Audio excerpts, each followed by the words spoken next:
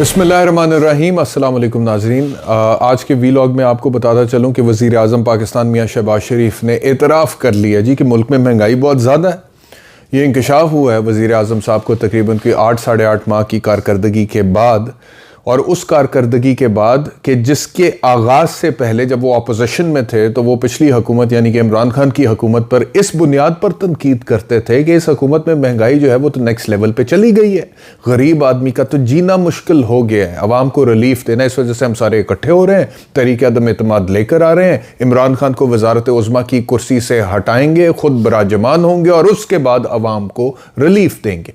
मिफ्ता इस्माइल के जब ऑपोजिशन में थे ये शॉर्ट्स ऑन रिकॉर्ड हैं जिसमें वो कह रहे हैं कि हम आईएमएफ में जाने के बावजूद अवाम को रिलीफ देंगे, आईएमएफ के पास जाने के बावजूद महंगाई में कमी आएगी, आईएमएफ में जाने के बावजूद इन्फ्लेशन रेट यानी कि महंगाई की जो शरह है उसमें कमी लेकर आएंगे। लेकिन अभी 8-8.5 माह की परफॉर्मेंस के बाद अब जबकि टाइम था बताने का कि जी हमने 8 महीने में ये कुछ किया है, इमरान खान के दौरे हुकूमत में जो नालायकी हो रही थी उसको हमने इस तरह से रिवर्स किया है, अब वो इतराफ़ कर रहे हैं कि जी हाँ जी महंगाई तो बहुत ज़्यादा हो गई है। अच्छा, अब ये कह देना, इतराफ़ कर लेना महंगाई के बहुत ज़्यादा हो गई अपनी जगह पे, मैं आपको एग्जैक्टली बताता हूँ कि मुआशी मुहाज पे पीडीएम की हुकूमत की बदतरीन कारकर्दगी है क्या। मैं अब सर्च करूँ कि कराची में इस वक्त मुर्गी का जो गोश्त है वो तकरीबन 1-1.5 माह पहले 300 रुपये फ़ी किलो पे फ़रोख्त हो रहा था, इस वक्त वो 600 रुपये फ़ी किलो पे फ़रोख्त हो रहा है। लाहौर में 1-1.5 माह पहले मुर्गी का गोश्त 250-260 रुपये फ़ी किलो पर फ़रोख्त हो रहा था, इस वक्त वो 519 रुपये फ़ी किलो पर फ़रोख्त हो रहा है, यानी कि मुर्गी के गोश्त की कीमत में 100% इजाफा है। अब आप मुझे बताएं कि एक गरीब आदमी जो कि मजदूर है, जो किसान है, जो छोटी मोटी नौकरी करता है, और कानून देखें हमारा कि जी कम से कम उजरत 25,000 रुपया देनी है आपने, और इस तरह के बेशुमार लोग मौजूद हैं प्राइवेट सेक्टर में जहां पर आपको पता लगेगा कि वो 25,000 तो दूर की बात, वो महीने का 15,000 रुपये काम कर रहे हैं। अब जो 25 पे भी कर रहा है, आप मुझे ये बताएं कि क्या वो अपने बच्चे को महीने में मुर्गी का गोश्त खिला सकता है? तो उसने जरूरी, वो छोटे से क्वार्टर में रहता है, उसका उसने किराया देना है, उसके बाद उसने बिजली का बिल देना है, जो कंज्यूमर का यूनिट है बिजली का उसकी कीमत कहां पर पहुंच गई है, और उसके बाद आप मुझे बताएं कि वो बचाएगा क्या, खिलाएगा क्या, पढ़ाएगा क्या, कोई बच्चा बीमार हो गया तो उसका इलाज क्या कराएगा? तो ये तो जुल्म है। ऐसे मैं हैरान होता हूं कि क्या मैनेजमेंट है हमारी हुकूमत की कि आपने बोला कि जी हम चीज़ों को बेहतर करेंगे, और अब ये हालात हैं कि अगर मैं आपसे स्पेसिफिकली आपको बताता हूँ कि आटे की जो कीमत है वो तकरीबन पिछले 1 साल में उसमें जो इजाफा हुआ है वो 19 रुपये फ़ी किलो का हो गया। आटे की कीमत में 19 रुपये फ़ी किलो का इजाफा हो गया, चावल की कीमत में 34 रुपये फ़ी किलो का इजाफा हुआ है, बीफ की कीमत में 119 रुपये फ़ी किलो का इजाफा हुआ है, मटन 283 रुपये, दही 38 रुपये, दूध की कीमत में 34 रुपये फ़ी लीटर का इजाफा हुआ है, खुश दूध 140 रुपये, अंडे 95 रुपये, बनास्पति घी की कीमत में 120 रुपये फ़ी किलो का इजाफा हुआ है, दालों की कीमतों में 100 रुपये, प्याज 170 रुपये, एलपीजी के घरेलू सिलेंडर की कीमत में 126 रुपये इजाफा रिकॉर्ड किया गया पिछले 1 साल में। अब ये परफॉर्मेंस है। अब आप मुझे बताएं कि इस परफॉर्मेंस के साथ आप क्या अगले इंतखाब में जाएंगे क्या? लेकिन फिर आप कहते हैं कि इमरान खान मकबूल है। आप तो चले नहीं कहते, लेकिन आप ये कहते हैं कि इमरान खान क्यों मकबूल है। आप ये कहते हैं कि इमरान खान क्यों मकबूल है। इमरान खान भाई इसी वजह से मकबूल है, इमरान खान की जो 3.5-4 साल की कारकर्दगी थी उस पर मीडिया ने भी तनकीद की है, मैंने भी तनकीद की है। मैं अक्सर कह चुका हूं कि जो तनकीद इमरान खान के हुकूमत के फेलियर्स पर मैंने की थी, I still stand by it.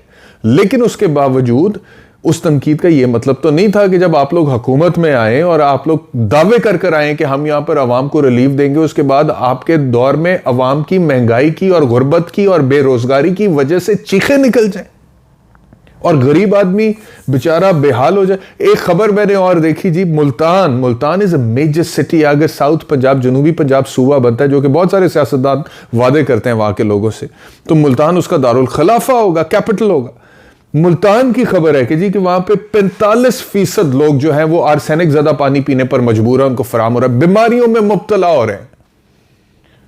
ایک اور بڑی افسوسناک خبر میں نے دیکھی، اور میں اب یہاں پر آپ سے عرض کروں کہ مجھے کبھی کبھی بڑا دکھ ہوتا ہے. مجھے دکھ اس بات کا ہوتا ہے کہ ہمارا جتنا بھی کرنٹ افیئرس کا میڈیا کے شوز ہیں، پروگرامز ہیں، اس میں کرنٹ افیئرس کے جتنے بھی اینکرز ہیں وہ کرنٹ افیئرس پر گفتگو کرتے ہیں تو ان کا سارا محور، ان کا سارا فوکس ہوتا ہے جی کہ اسمبلی تحلیل ہوگی یا نہیں ہوگی. عمران خان کے ساتھ پرویز الہی ڈٹ کر کھڑا ہے، نہیں کھڑا. پرویز الہی کھڑا رہے گا، نہیں کھڑا رہے گا. تحلیل کرے گا، نہیں کرے گا.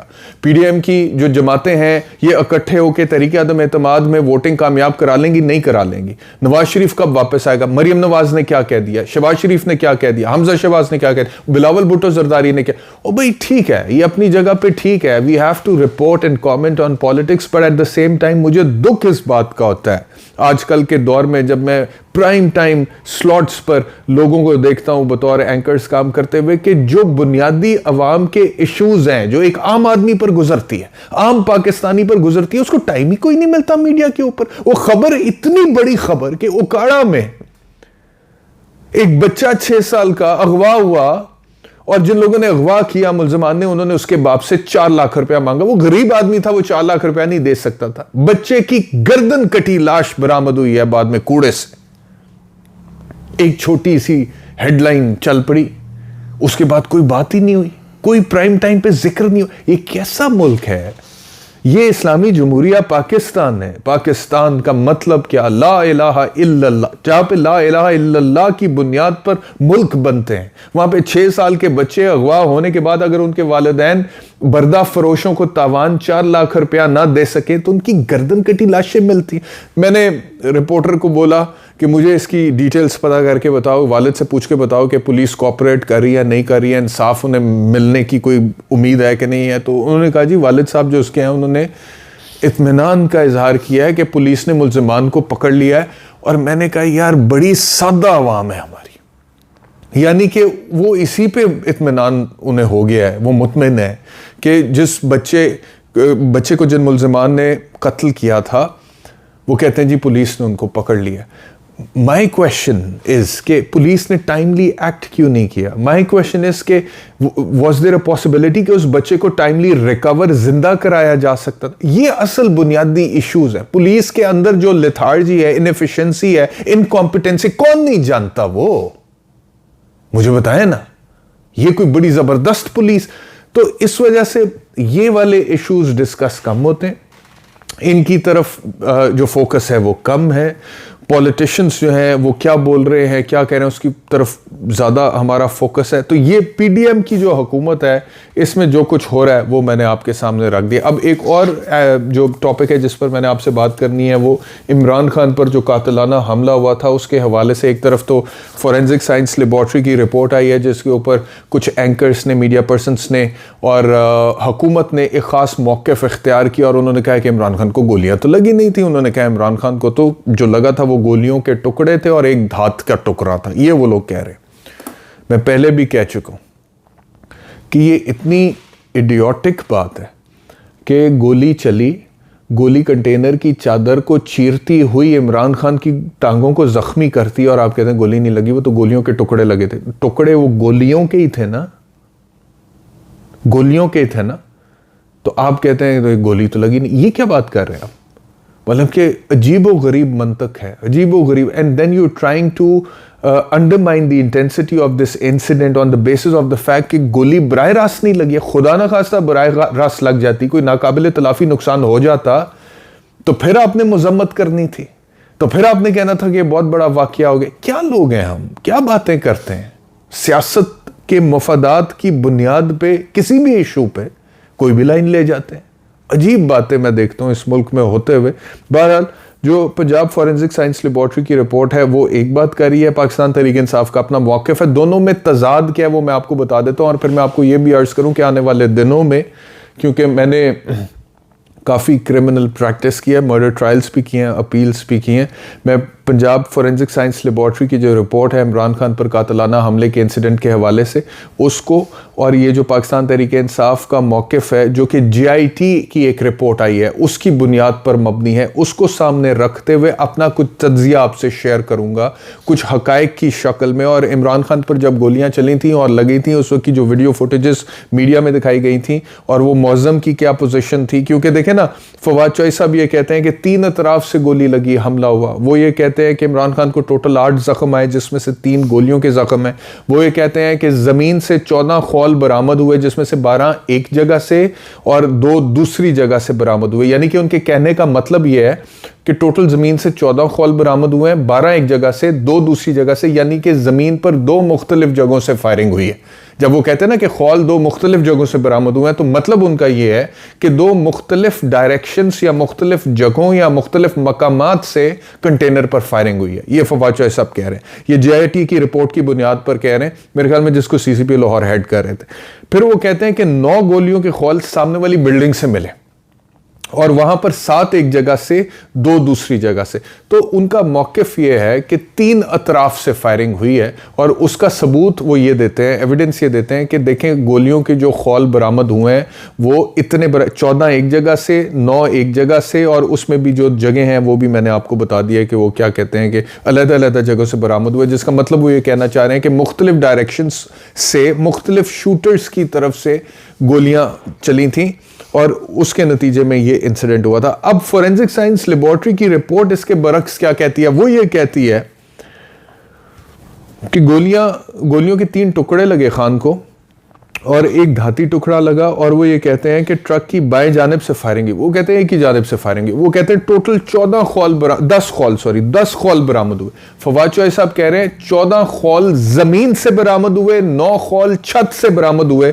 وہ کہتے ہیں ٹوٹلی 10 خول برآمد ہوئے ہیں اور وہ فورینزک سائنس لیبارٹری کو وہ ملے. ٹوٹل 10 خول وہ کہتے ہیں برآمد ہوئے. پھر وہ یہ کہتے ہیں کہ معظم پر جو گولی چلی تھی وہ اونچائی سے چلی تھی اور سر کے پیچھے انٹری وونڈ ہے, یعنی کہ وہاں سے گولی داخل ہوئی اور ماتھے سے وہ ایگزٹ ہوئی. اب یہ جب میں پوسٹ مارٹم رپورٹ دیکھوں گا ایک وکیل کی حیثیت سے تو فورینزک سائنس لیبارٹری جو کچھ کہہ رہی ہے وہ درست کہہ رہی ہے, غلط کہہ رہی ہے.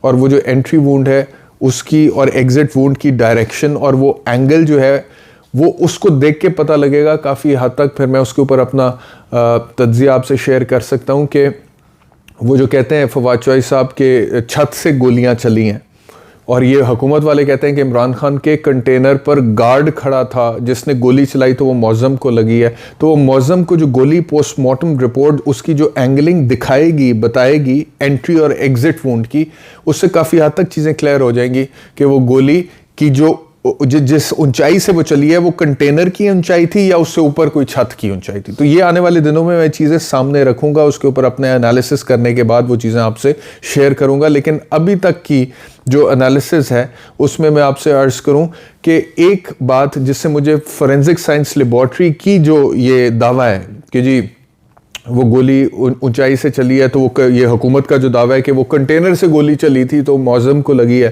تو اگر کنٹینر سے گولی چلی تھی اور وہ معظم کو لگی ہے تو کنٹینر سے تو کوئی خول برآمد ہی نہیں ہوا ہے. کنٹینر سے خول بھی تو برآمد ہونا چاہیے تھا نا. دیکھیں نا, جہاں سے گولی چلی آپ کہتے ہیں کہ وہاں سے خول برآمد ہو گئے ہیں. خول ہمیشہ سے برآمد ہوتے ہیں.